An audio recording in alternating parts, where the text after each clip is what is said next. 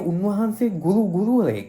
උන්වහන්සේ ෆැන්ෂන් එක එකතු වෙලා තිබ්බ මුදලින් වෙදකම් කරලා ඉතුරු මුදල් ලක්ෂ 20ක මුදලක් මේක සමාජගත කරන්න මට ලබා දුන්නා. අපේ රාජ්‍යයේ ලියාපදිංචි ඩිජිටල් බැංකු පද්ධතියක් හැක් කරලා ඒ ලක්ෂ 20ම වෙනත් account රාශියකට යවලා තියෙනවා ගිනුම හිමියාගේ කිසිදු අනුදැනුමකින් තොරව. මේ මුදල ලැබුණේ මගේ පෞද්ගලික අවශ්‍යතාවයකට නෙමෙයි. මේ ලක්ෂ 20 නැතිවීම සහ ඒ නැතිවීමෙන් ඔබට වෙච්ච පාඩුව ඔප්පු කරන්න පුළුවන් සාක්ෂිත් එක්ක මාධ්‍ය ලංකාවේ ප්‍රසිද්ධ මාධ්‍ය 4කට ලියාපදිංචි තැපෑලෙන් යොමු කරපු ලේඛන පවා මාගාව තියෙනවා.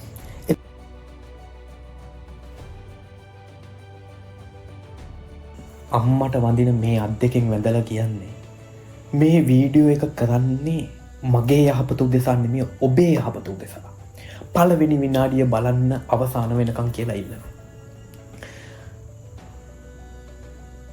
දැනට අවුරුදු 6කට විතර කලින් ඔබ මේ ජීවත් වෙන සමාජයේම මාත් ජීවත් වුණා. මම ජීවත් වෙන රටාව තුල මට නොයෙකුත් ප්‍රශ්න තිබ්බා. සමාජයේ සාමාන්‍ය පුරවැසියෙක් විඳින ප්‍රශ්න බහුතරයක් මට තිබ්බා.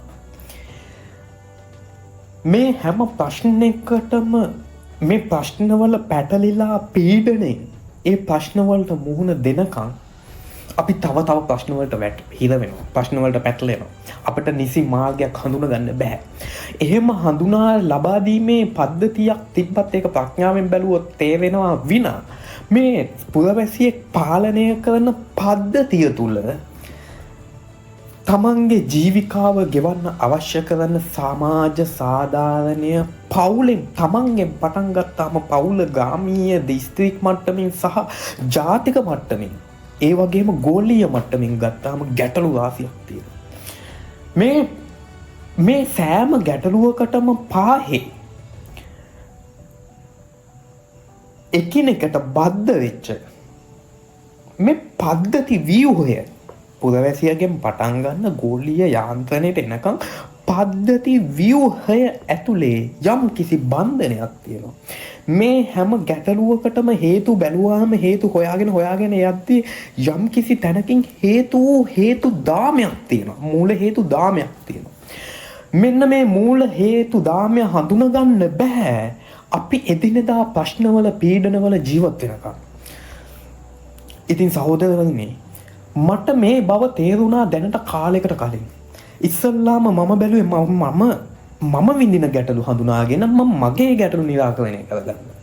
ඒ ගැටලු නිරාකරණය කරගෙන එනකොට මේ ගැටලු වල මේ හේතු හඳුනා ගැනීමෙන් අවබෝධ මේ හේතු වල හටගන්න ඵලයයි නිරුද්ධ කරන්න ඕනේ. ඵලය නිරුද්ධ කරන්න නම් හේතුවයි හඳුනා ගන්න ඕනේ. හේතුවයි නැති කරන්න ඕනේ. මෙන්න මේ හේතු නැති කරන්න හොයාගෙන එනකොට ලෞකික ලෝකෝත්තර පැති ගොඩකින් යම් කිසි හේතු දාමයක් තියෙනවා. මේක ගැඹුරට එනකොට සියල්ල බැහැර වෙන තැනක් එනවා. මම මේ කතා කරන්නේ අපි ඔබ මම ජීවත් වෙන සාමාන්‍ය මේ ජාතික මට්ටමේ තියෙන ප්‍රශ්නයක් ගැන කතා කරන්නේ. ඉතින් මේ පද්ධතියට අවශ්‍ය කරන අනුශාසනාව අතිශය වැදගත් වටිනාකමකින් යුත් අනුශාසනාවක්. ඉතින් මම තේරුම් ගත්තා මම බාහිරින් ගත්තාම කිසිම බාහිර වටිනාකමක් ඇති පුද්ගලයෙක් නෙමෙයි. මම බාහිර අධ්‍යාපනයෙන්වත් බාහිර ධනයකින්වත් බාහිර රූපයකින්වත් වටිනාකමක් හදාගෙන නැහැ සම්මුතියේ. මේ පේන සමාජයේ ජීවත් වෙන රටාවන්. ඉතින් මම දැනගත්තා මේ වගේ අනුශාසනාවක් මේ වගේ මේ ගැටලු වල හේතු පෙන්නලා හේතු නැති කරන සැලසුමක් සමස්ත පද්ධතියක් දෙන්න වටින්නේ මධ්‍යස්ථ දකින්න පිරිසක්. ඒ මධ්‍යස්ථ දකින්න දර්ශනයක් නිසා බුද්ධ ශාසනය සම්බන්ධ කරගෙන බුද්ධ ශාසන අමාත්‍යංශ සහ ජනාධිපති කාර්යාලවලට වෙනකන් ගියා. මේ හැම තැනකම එවිඩන්ස් සාක්ෂි මාගාව තියෙන පද්ධතියක් නිර්මාණය කරලා. දැන් මං හදලා තියෙනවා ලෝකේ තියෙන හැමෝම පිළිගන්නේ තාක්ෂණයනේ. තාක්ෂණික පද්ධතියක් නිර්මාණය කරලා තියෙනවා. මිනිස්සෙක් ඉදිරිපත් කරන ඕනම ගැටලුවක් චතුරාර්ය සත්‍ය ලෞකික ලෝකෝත්තර පදනම් කරගෙන ABCD යනු ගැටලු රාමුවකි. ගැටලුව හඳුනා ගැනීම, ගැටලුව විශ්ලේෂණය කිරීම, හේතුව හඳුනා ගැනීම, හේතුව නැතිවීමෙන් උදාවන යහපත මොකක්ද කියලා හඳුනා ගැනීම, ඒ සඳහා අවශ්‍ය කරන මාර්ගය සලසගන්න සැලසුම් කරන පද්ධතියක් නිර්මාණය කරා. ඕන කෙනෙක් ඉදිරිපත් කරන ප්‍රශ්නයක් විනාඩි 4ක් ඇතුළත තමන්ට පියවරෙන් ඉස්සල්ලා ගැටලුව හඳුනාගෙන මෙන්න මේ ABCD කියන ගැටලුව හේතුව නැතිකිරීමේ මාර්ගය මෙන්න මේ ආකාරයෙන් සැලසුම් කරන පද්ධතියක් දෙනවා. තමන්ගේ ගැටලුව පියවරෙන් පියවර නිවාරණය කරගන්න, ගැටලුව නිරාකරණය කරගන්න අවශ්‍ය කරන පියවර ලබා දෙනවා. මෙන්න මේ පද්ධතිය අතිශය භයංකාරයි වගේම අතිශය අත්‍යවශ්‍යයි දියුණු වෙන ලෝකයට. මම කැමති නෑ මේක අයහපත් අතකට යනවට. ඒක නිසා මට මේකට වටිනාකම් ආවා. මිල කළ නොහැකි මගේ ජීවිතයේ ආර්ථික ප්‍රශ්න තියෙනවා, මම ප්‍රශ්න පීඩන මොකද යම් දෙයක් ලෝකේ යම් ගැටලුවක් දකිනවනම්, තමන්ගේ ප්‍රශ්නයක් දකිනවනම් ඒ ප්‍රශ්නය තමන්ගේ කරගෙන, එක තමන්ගේ ප්‍රශ්නයක් කරගෙන තමන්ගේ අවශ්‍යතාවයන් තියාගෙන ඒ ප්‍රශ්නය දිහා බලද්දී සමහර විට ප්‍රශ්නයට තෘෂ්ණාවෙන් පෙළිලා, එහෙම නැත්නම් පාක්ෂික වෙලා, එහෙම නැත්නම් මාන්නය හේතු වෙලා මේ මගෙන් මිදිලා සෑම බාහිර අවශ්‍යතාවයකින් මිදිලයි බාහිර ලෝකය දිහා බලලා ලෝකෙක පවතිනා වූ බාහිර, මම මේ පෙන්වන්නේ බාහිර ගැටලුවක් නිරාකරණය කරගන්න. අභ්‍යන්තර ගැටලුවටත් මධ්‍යස්ථ දැකීමක් ඕනේ. ඒක තමයි මධ්‍යම ප්‍රතිපදාව. මේ මධ්‍යස්ථව දකින්න ඕනේ. ඒක නිසා මගෙත් ආර්ථික කියන හැම බැඳීමක්, හැම ප්‍රශ්නයක්ම පැත්තකින් තියලා තමයි මේ අවුරුදු ගානක මේ අධීක්ෂණය, මේ අධ්‍යයනය, මේ ගවේෂණය කරේ ලංකාව පුරා. පාලන ව්‍යුහය ඇතුලේ, සමස්ත පාලන ව්‍යුහය ඇතුලේ, සමස්ත ආගමික යාන්ත්‍රණය ඇතුලේ මේවා කට වචන විතරක් නෙමෙයි, මම සාක්ෂි ඉතුරු කරලා තියෙනවා. සාක්ෂි අවශ්‍ය තැන්වලට ලැබෙන්නත් සලස්සලා තියෙනවා. මම මේ මොහොතේ මිය ගියත් මම මෙතෙක් කරපු දේවල් හැම දෙයක්ම අවශ්‍ය වෙලාවට අවශ්‍ය තැන්වලදී එන්න සූදානම් කරලා තියෙන නිසා අද මම මගේ මරණයටවත් බිය නැහැ.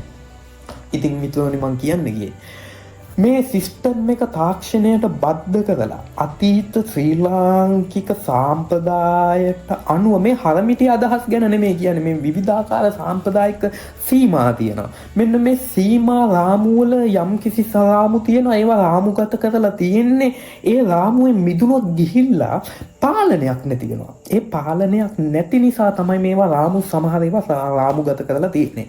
සමහර ඒවා අවිද්‍යාව මත රාමුගත කරලා තියෙන යම් කිසි දෘෂ්ටිවාදී දේවලුත් තියෙනවා.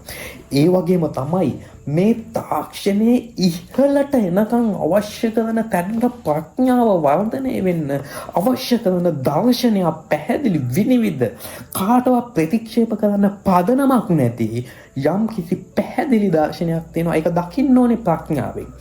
වෙනසකට තියෙන්නේ අර අපේ තියෙන පීඩන නිසා අපි මේවා ප්‍රඥාවෙන් දැකලා ඒවා ජීවිතයට ගලපගන්නේ නැහැ.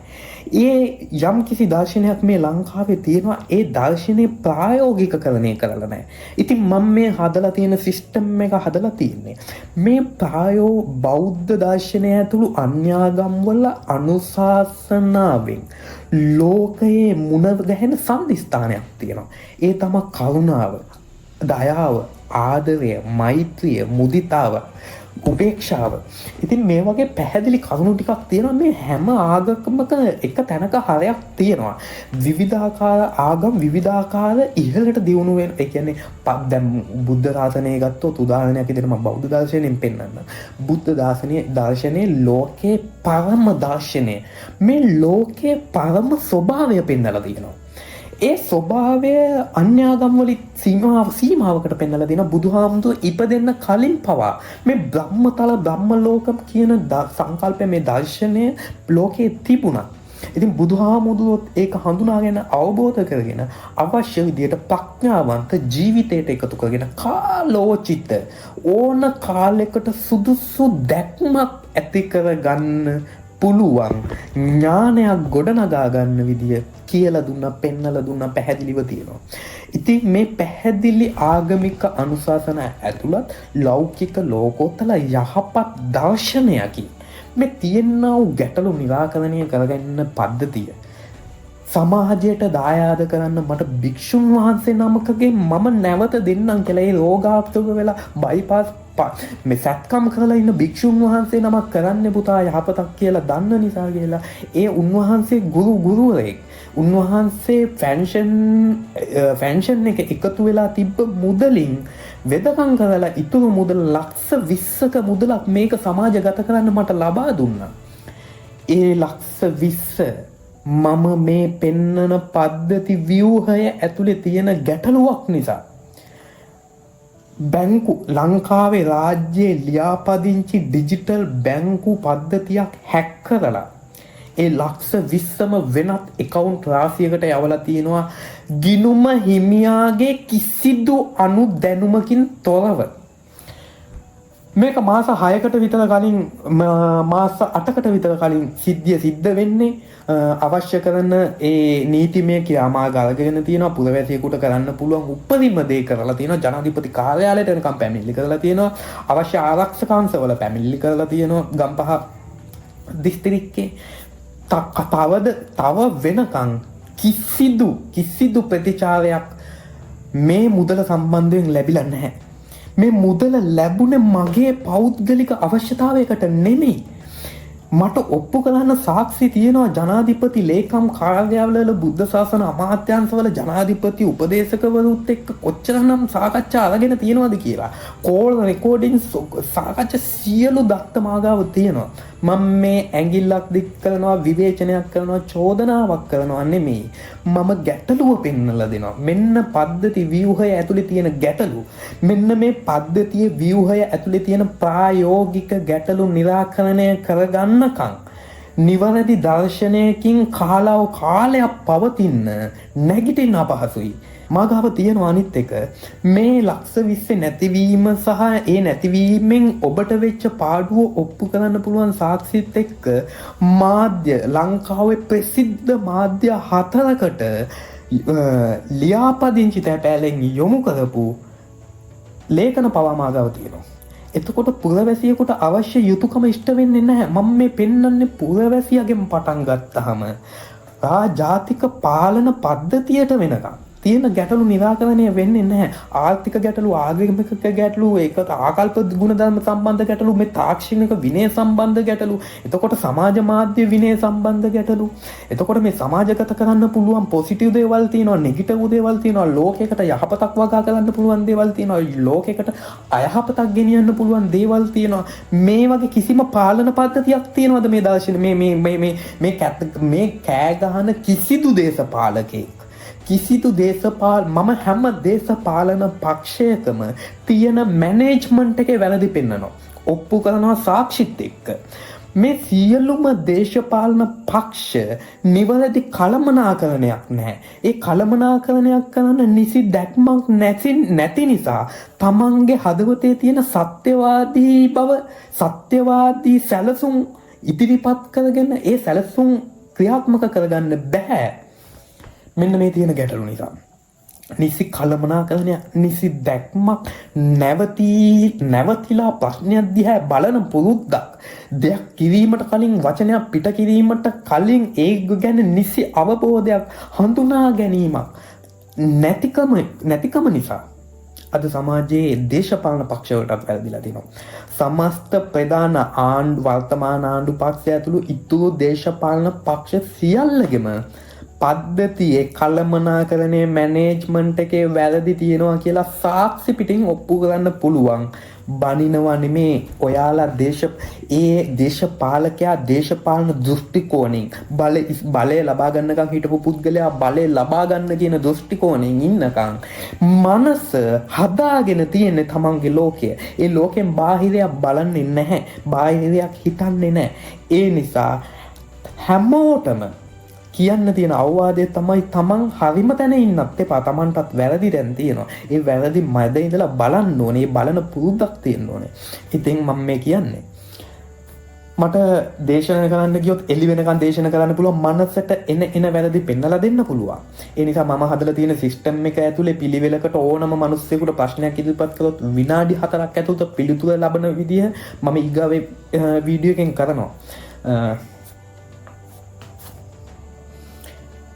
ඉතින් මට කියන්න තියෙන්නේ රටේ ලෝකේ ප්‍රශ්න ගැන කතා කරන්න ගියොත් නිමක් වෙන්නේ නැහැ. ප්‍රශ්න හැම එකටම හේතු පෙන්වන්න පුළුවන්. මේ හැම එකම එකට පැටලිලා තියෙන්නේ. මේ පැටලුල් ලෙහ ගන්න ඕනේ.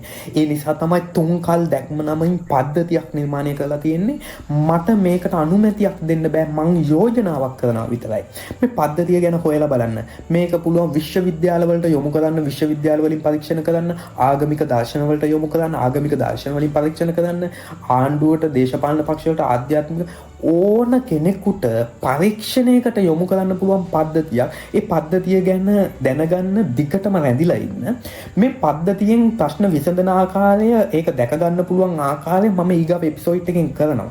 මම මේක එපිසෝඩ් විදිහට කරනවා කියලා කියන්නේ මම මේ අවශ්‍ය දේ සමාජයට දුන්නාට පස්සේ, යෝජනා කළාට පස්සේ ඒ සමාජය විසින් හඳුනගන්න, සමාජයේ විද්වතුන් විසින් හඳුනගන්න මේ මොකද්ද, මේකෙන් මොකද්ද වෙන්නේ, මේකේ ප්‍රායෝගිකත්වය මොකද්ද, මේකේ වැරදි මොකද්ද කියලා මම පිළිගන්න විදිහට නම් මේ පද්ධතිය ගැන වරදක් පෙන්නලා දෙද්දි ඒ වැරද පෙන්නලා දිය යුතු ෆෝම් එකක් තියෙනවා. ගැටලුවක් පෙන්නනවා නම්, වරදක් පෙන්නනවා නම්, ගැටලුව හරියට ගැටලුවක් තියෙන බෑ. ගැටලුව පෙන්නලා දෙන්න ඕනේ. තමන් දකින හේතුව පෙන්නලා දෙන්න ඕනේ. තමන්ට අවශ්‍ය කරන යහපත පෙන්නලා දෙන්න ඕනේ. එහෙම වුණොත් මම සැලසුම හදලා පෙන්නනවා. එහෙම නැත්නම් මට ගැටලුව පෙන්නුවොත්, මම මේ ෆෝම් එකේ තියෙන විදිහට මට ගැටලුවක් පෙන්නුව, මෙතන මෙහෙම ගැටලුවක් තියෙනවා කියලා. ඒ ගැටලුවත් මම විශ්ලේෂණය කරලා, හේතුවත් විශ්ලේෂණය කරලා, නැතිවීමත් විශ්ලේෂණය කරලා, ඒකට අවශ්‍ය කරන සැලසුම් පද්ධතිය විනාඩි 4ක් ඇතුළත ලබා දෙනවා. මේක පොරොන්දුවක්, මේක ප්‍රතිඥාවක්. මේ ප්‍රතිඥාව ලෝකයේ කිසිදු සත්වයකට, කිසිදු පුද්ගලයෙකුට, කිසිදු භෞතික දෙයකට, කිසිදු කෙනෙකුට අයහපතක් නොවන යහපතක් පමණේ කියන ප්‍රතිඥාවක් දෙනවා.